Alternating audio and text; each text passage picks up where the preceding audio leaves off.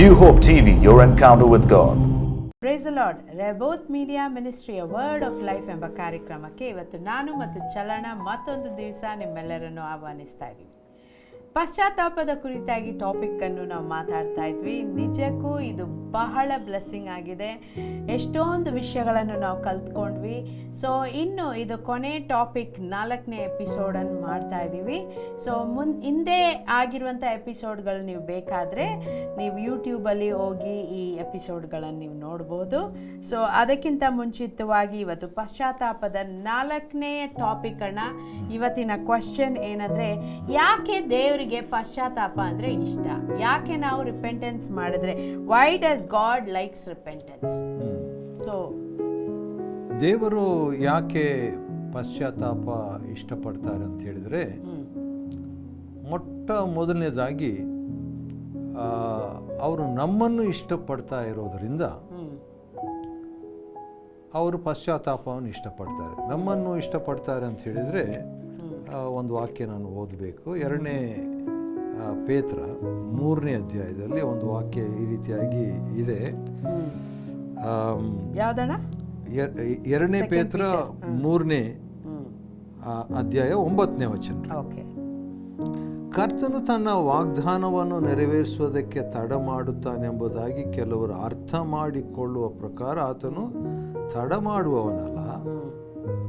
2ನೇ part 2 Peter 3:9 ಯಾವನಾದರೂ ನಾಶವಾಗುವುದರಲ್ಲಿ ಆತನು ಇಷ್ಟಪಡದೆ ಎಲ್ಲರೂ ತನ್ನ ಕಡೆಗೆ ತಿರುಗಿಕೊಳ್ಳಬೇಕೆಂದು ಅಪೇಕ್ಷಿಸುವವನಾಗಿದ್ದು ನಿಮ್ಮ ವಿಷಯದಲ್ಲಿ ದೀರ್ಘ ಶಾಂತಿಯುಳ್ಳವನಾಗಿದ್ದಾನೆ.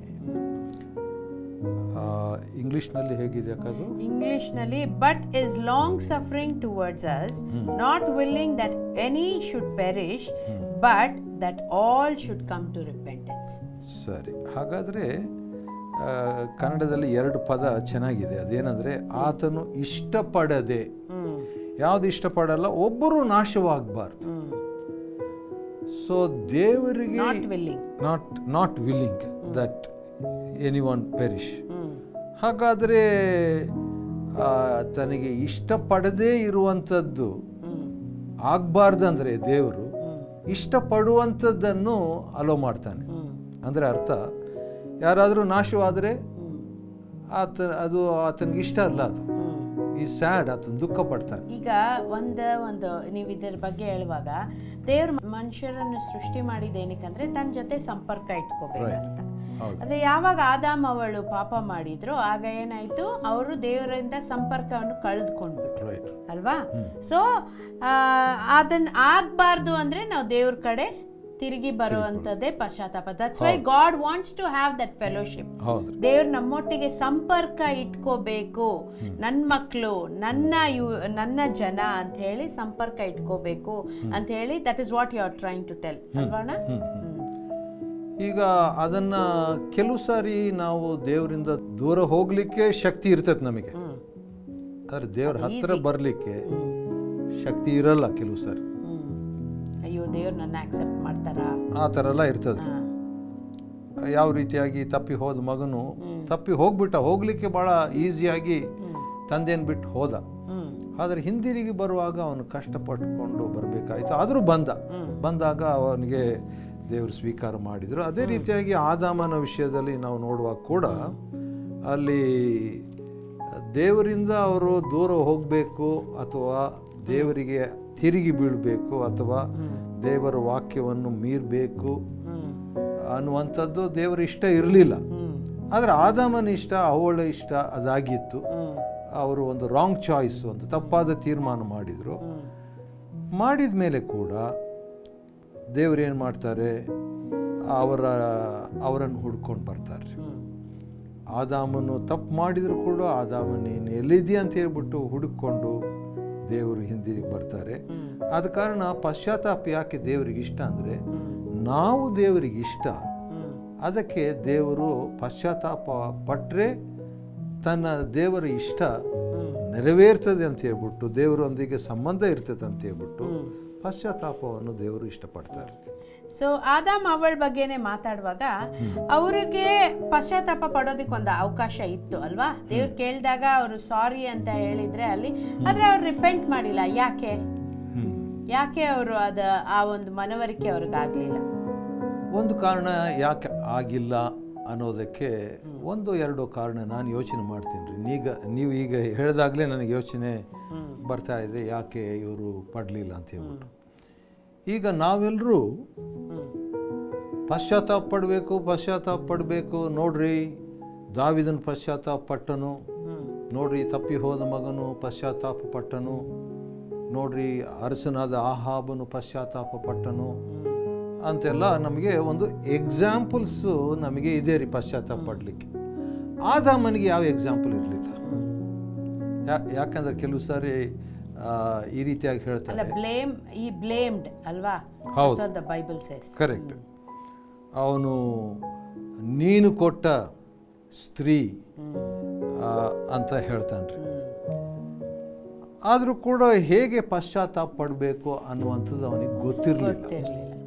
ಎರಡನೇದು, ಪವಿತ್ರ ಆತ್ಮನು ಬಂದು ಯೋಹಾನ 16:8 ಪಾಪ, ನೀತಿ, ನ್ಯಾಯ ತೀರುವಿಕೆ ಇವುಗಳ ವಿಷಯದಲ್ಲಿ ಮನವರಿಕೆ ಮಾಡಿದ ಹಾಗೆ ಆದಾಮನಿಗೆ ಮಾಡಿದ ಹಾಗೆ ರೆಕಾರ್ಡ್ ಇಲ್ಲ.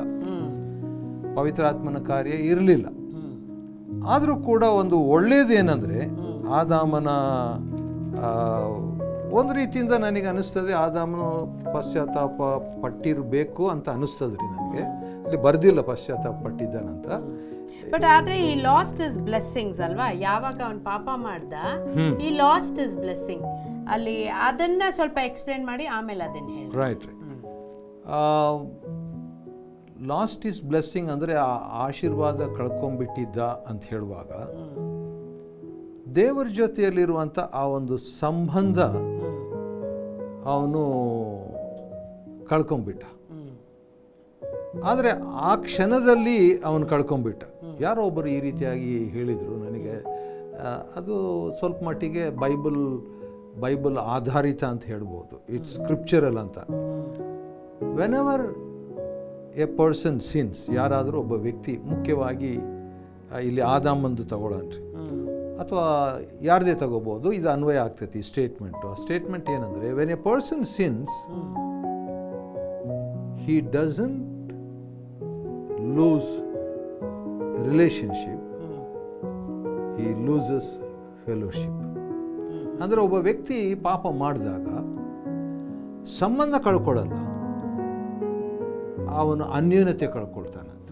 ಸಂಬಂಧ ಅಂದರೆ ಈಗ ನಮ್ಮ ಮಕ್ಕಳೇ ತಗೊಳ್ರಿ, ಮನೆಯಲ್ಲಿ ನನ್ನ ಮಗಳು ದೊಡ್ಡವಳಾಗಲಿ ಚಿಕ್ಕವಳಾಗಲಿ ಅವರು ತಪ್ಪು ಮಾಡ್ತಾನೆ ಇರ್ತಾರೆ, ಮಾಡಿದ್ದಾರೆ,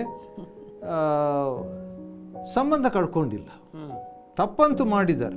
ತಪ್ಪು ಮಾಡಿದಂಗೆ ನನಗೆ ದುಃಖ ಆಯಿತು, ಬೇಸರ ಆಯಿತು, ನೋವಾಯಿತು. ಅವಾಗ ಏನಾಗ್ತದೆ, ಸ್ವಲ್ಪ ಕಾಲ ಆ depending upon the kind of mistake or sin they do, ಅದರ ಮೇಲೆ ಡಿಪೆಂಡ್ ಆಗಿ ಏನಾಗ್ತದೆ, ನನ್ನ ಒಂದು ಅನ್ಯೂನ್ಯತೆ, ಅವ್ರ ಜೊತೆ ಕ್ಲೋಸ್ನೆಸ್ ಬಂದು ಒಂದು ಗ್ಯಾಪ್ ಬಂದುಬಿಡ್ತದೆ. ಸಂಬಂಧ ಇಲ್ಲ, ನೀನು ನನ್ನ ಮಗಳೇ ಅಲ್ಲ, ನಾನು ನಿನ್ನ ಅಪ್ಪನೇ ಅಲ್ಲ ಅಂತ ನಾನು ಇದುವರೆಗೆ ಹೇಳಿಲ್ಲ. ನಾನು ಹೇಳಕ್ಕೂ ಆಗಲ್ಲ. ನಾವೇ ಹಾಗಿದ್ರೆ ದೇವರು ಆದಾಮನ್ ಯಾರಂತ ಹೇಳ್ಬಿಟ್ಟು ಲೂಕ 3ನೇ ಅಧ್ಯಾಯದಲ್ಲಿ ಬರ್ತಿದೆ. ಹೂ ಈಸ್ ಆಡಮ್ ಅಂತ ಹೇಳ್ಬಿಟ್ಟು ನೋಡುವಾಗ ಲಾಸ್ಟ್ ವಾಕ್ಯ, 3ನೇ ಅಧ್ಯಾಯ ಲೂಕನ್ ಬರೆಸುವಾರ್ತೆ ಲಾಸ್ಟ್ ವಾಕ್ಯದಲ್ಲಿ ಜೀನಿಯಾಲಜಿ ಬರ್ದಿದ್ರಿ. ಅದರಲ್ಲಿ ಹಾಗೆ ಬರ್ದು, ರೈಟ್, ಆದಾಮನ್ ಬಂದು ದೇವ್ರ ಮಗ ಅಂತೆ. ದೇವ್ರ ಮಗನ ದೇವರು ಅಷ್ಟು ಈಸಿಯಾಗಿ ಬಿಟ್ಕೊಡಲ್ಲ. But he was hurt, God was sad, ದೇವ್ರ ದುಃಖ ಆಯಿತು. ಆ ಒಂದು ಫೆಲೋಶಿಪ್ ಕೂಡ, ಅಂದ್ರೆ ಈ ಪಾಪ ಮಾಡಿದ್ರಿಂದ ಶಾಪ ಬಂತು. ಪಾಪ ಮಾಡಿದ್ರಿಂದ ಶಾಪ ಭೂಮಿಗೆ ಬಂತು, ಅವನಿಗೆ ಬರಲಿಲ್ಲ. ಬಟ್ ಅಲ್ಲಿ ನೋಡ್ಬೇಕಾದ್ರೆ ಸೋ ಫ್ರೀ, ಎಲ್ಲ ಫ್ರೀ ಆಗಿತ್ತು, ಏನ್ ಕಷ್ಟ ಪಡೋದಿರ್ಲಿಲ್ಲ. ಬಟ್ ಅದು ಒಂದು ಇದ್ದ ತರ ಇದಲ್ವಾ? ಕರೆಕ್ಟ್. ಆದ ಕಾರಣ ಶಾಪ ಬಂದು, ಅಂದ್ರೆ ಶಾಪ ಅಂತ ಹೇಳಿದ್ಮೇಲೆ 2 ವಿಧವಾದ ಶಾಪ ರೀ. ಒಂದು,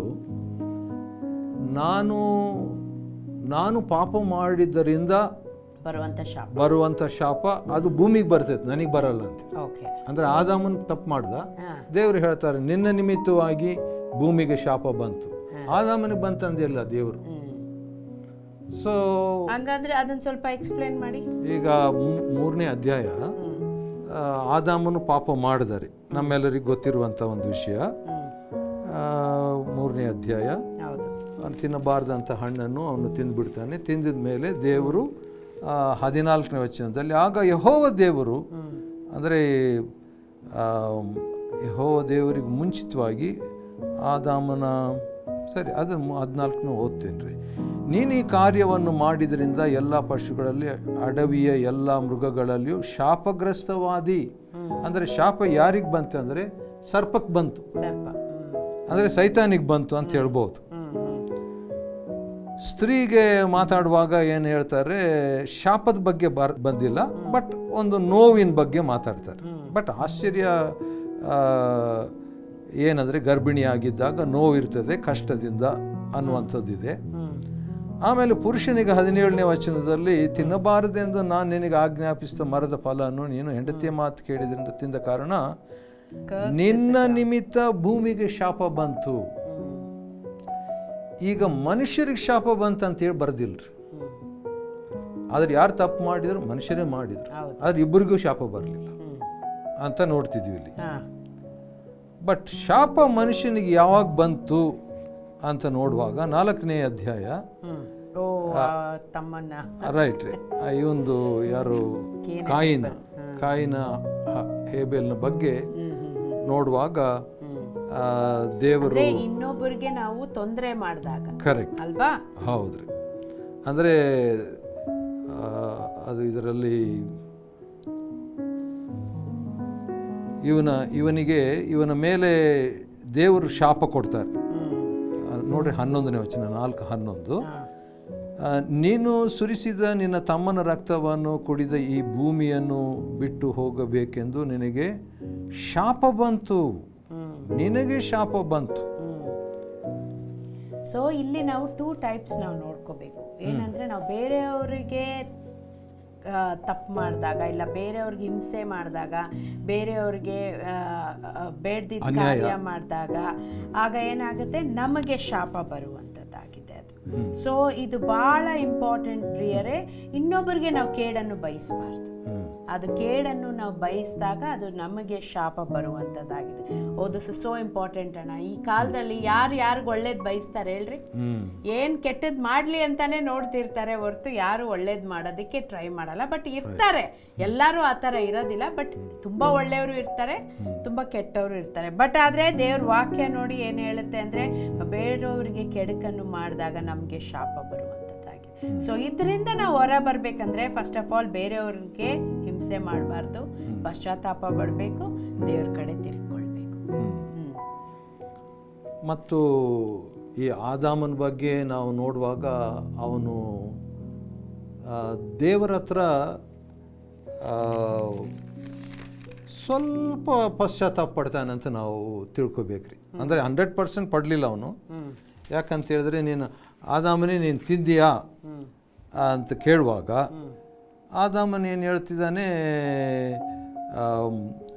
3ನೇ ಅಧ್ಯಾಯ ಆದಿಕಾಂಡ 12ನೇ ವಚನದಲ್ಲಿ, ನಾನು ನಿನಗೆ ಆಜ್ಞಾಪಿಸಿದ ಮರದ ಹಣ್ಣನ್ನು ನೀನು ತಿಂದಿಯಾ ಅಂತ ದೇವ್ರು ಕೇಳಿದಾಗ ಆದಾಮನ ಹೇಳ್ತಾನೆ 12ನೇ ವಚನ ಆದಿಕಾಂಡ 3:12ರಲ್ಲಿ, ನನ್ನ ಜೊತೆಯಲ್ಲಿರುವುದಕ್ಕೆ ನೀನು ಕೊಟ್ಟ ಸ್ತ್ರೀಯು ಆ ಮರದ ಹಣ್ಣನ್ನು ನನಗೆ ಕೊಟ್ಟಳು, ನಾನು ತಿಂದೆನು.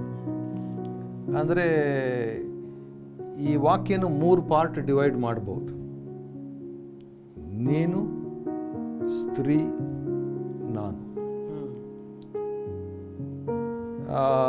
ಆದಾಮನು ಕ್ವಶನ್ ಏನು, ಒಂದೇ ಕ್ವಶನು, ಅದನ್ನು 3 ಪಾರ್ಟ್ ಡಿವೈಡ್ ಮಾಡ್ತಾನೆ. ದೇವ್ರು ಹಣ್ಣು ತಿಂದಿಯಾ, ಎಸ್ ಆರ್ ನೋ ಅಂತ ದೇವ್ರು ಕೇಳ್ತಾರೆ. ತಿಂದೆ, ಅದು ಹೇಗೆ ತಿಂದೆ ಅಂದರೆ ನೀನು,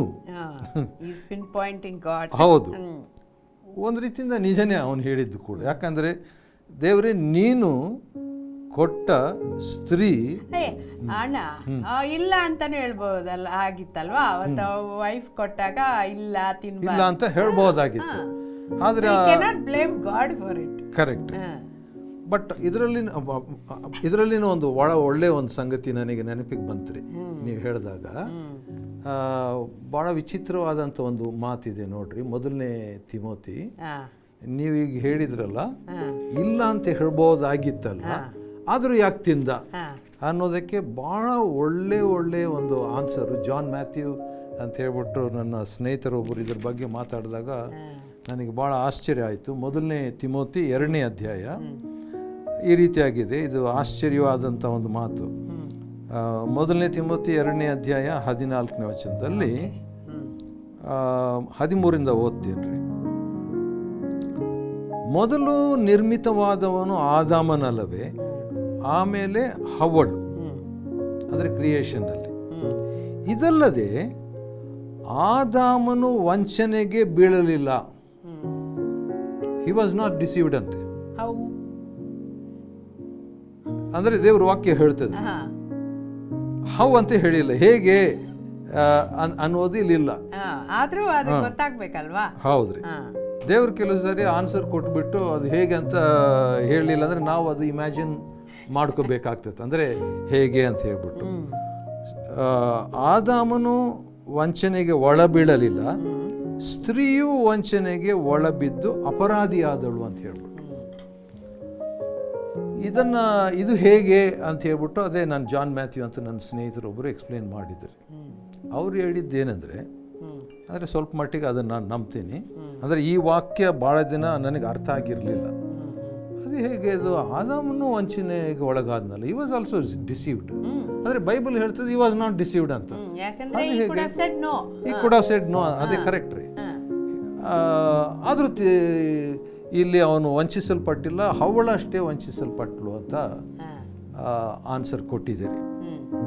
ಇದು ಹೇಗೆ, ಹೌ ಅಂತ ನೋಡುವಾಗ ಅವರು ಈ ರೀತಿಯಾಗಿ ಎಕ್ಸ್ಪ್ಲೇನ್ ಮಾಡಿದರು. ಸರಿ, ಅದು ಹೇಗೆ ಅಂದರೆ, ಈಗ ಆದಾಮ ನಿಂತ್ಕೊಂಡಿದ್ದಾನೆ, ಹವ್ವಳು ನಿಂತ್ಕೊಂಡಿದ್ದಾಳೆ, ಹಣ್ಣು ಇದೆ, ಅಲ್ಲಿ ಸೈತಾನು ಇದ್ದಾನೆ, ಸರ್ಪ. ಈಗ ಹಣ್ಣು ಮೊಟ್ಟ ಮೊದಲನೇದಾಗಿ ಆದಾಮನು ನಿಲ್ಲಿಸಬಹುದಾಗಿತ್ತು, ಸೈತಾನು ಓಡಿಸ್ಬಹುದಾಗಿತ್ತು. ಪಾಪ ಅವನಿಗೆ ಅದು ಎಕ್ಸ್ಪೀರಿಯನ್ಸ್ ಇಲ್ಲೇನು.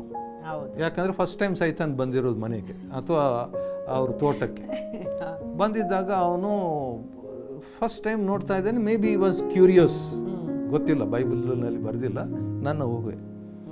ಅದೇ ರೀತಿಯಾಗಿ ಆಕೆ ಕೂಡ ಫಸ್ಟ್ ಟೈಮ್ ಸೈತಾನ್ ನೋಡಿದ್ದಾಳೆ ಅಥವಾ ಸರ್ಪ ನೋಡ್ತಿದ್ದಾಳೆ, ಅದು ಮಾತನಾಡೋ ಸರ್ಪವಾಗಿತ್ತು. ಆಮೇಲೆ ಭಾಳ ಕನ್ವಿನ್ಸಿಂಗ್ ಆಗಿ, ದೇವರು ಯಾಕೆ ತಿನ್ನಬಾರ್ದು ಅಂತ ಹೇಳಿದ್ರೆ ದೇವರಂತೆ ನೀವು ಆಗ್ತೀರಿ, ಭಾಳ ಕನ್ವಿನ್ಸಿಂಗ್ ಆಗಿತ್ತು. ಆದ ಕಾರಣ ಆಕೆ ಏನು ಮಾಡಿಬಿಟ್ಲು, ತಿಂದ್ಬಿಟ್ಲು. ಈಗ ತಿನ್ನಬೇಕಾದ್ರೆ ಅದು ಸ್ಲೋ ಮೋಷನ್ ಅಲ್ರಿ, ಅಂದರೆ ಸ್ಲೋ ಆಗಿ ತಗೊಂಡು ನಿಧಾನಕ್ಕೆ ಆಕೆ ತಿಂದಿಲ್ಲ. ಆಕೆ ಜಸ್ಟ್ ಲೈಕ್ ದಟ್ ಆಕೆ ತಗೊಂಡು ತಿಂದಿರಬೇಕು. ನನಗೆ ಅನ್ನಿಸ್ದ ಮಟ್ಟಿಗೆ, ಅಂದರೆ ಅವ್ರು ಎಕ್ಸ್ಪ್ಲೇನ್ ಮಾಡಿದ್ರಲ್ಲಿ ನನಗೆ ಸಿಕ್ಕಿದಂಥ ಒಂದು ವಿಚಾರ, ಆದಾಮನು ಈಗ ತನ್ನ ಮುಂದೆನೇ ಅವನು ಹೆಂಡತಿ ತಿಂದ್ಬಿಟ್ಟಿದ್ದನ್ನು ನೋಡ್ಬಿಟ್ಟಿದ್ದಾನೆ. ಯಾಕಂದರೆ ಶಿ ವಾಸ್ ಡಿಸೀವ್ಡ್. ಆದರೆ ಆದಾಮನು ಡಿಸೀವ್ ಆಗಿಲ್ಲ ಅಂತೆ. ಆದರೂ ಯಾಕೆ ತಿಂದ? ಯಾಕಂದರೆ ಒಂದು ವಾಕ್ಯ ನಾವು ಕೊರಿಂಥದಲ್ಲಿ ಓದಬೇಕಾಗ್ತದೆ, ಆದರೂ ಕೂಡ ಅದನ್ನು ಕೋಟ್ ಮಾಡ್ತೀನಿ, ಓದೋದು ಬೇಡ. ಅದು ಮೊದಲನೇ ಕೊರಿಂಥ 15ರಲ್ಲಿದೆ. ಆದಾಮನನ್ನು, ಅಂದರೆ ಯೇಸು ಸ್ವಾಮಿಗೂ ಒಂದು ಹೆಸರು ಏನಂದರೆ ಕಡೆ ಆದಾಮನ ಅಂತ, last Adam. So that means Adam had something of Christ ಅಂತೆ. ಆದಾಮನಿಗೆ, ಅಂದರೆ ಮೊದಲನೇ ಆದಾಮನಿಗೆ ಈ ಎರಡನೇ ಆದಾಮನ ಸ್ವಭಾವ ಏನೋ ಒಂದು ಇತ್ತಂತೆ. ಏನಂತ ನಾವು ನೋಡ್ತೀವಿ. ಅದೇನಂದರೆ, ಈಗ ಹಣ್ಣು ಹೆಂಡತಿ ತಿಂದುಬಿಟ್ಲು. ತಿಂದ ತಕ್ಷಣ ಈಗ ದೇವರು ಯಾರನ್ನಾದರೂ ಹೊರಗೆ ಹಾಕಬೇಕಾದ್ರೆ ಏದೇನು ತೋಟದಿಂದ ಯಾರನ್ನ ಹಾಕಬೇಕು? ಅವಳನ್ನಷ್ಟೇ ಹಾಕಬೇಕು. But he loved her so much, he didn't want her to be thrown out. ಏನು ಮಾಡಿಬಿಡ್ತಾನೆ, ತಾನು ತಿಂದುಬಿಡ್ತಾನೆ.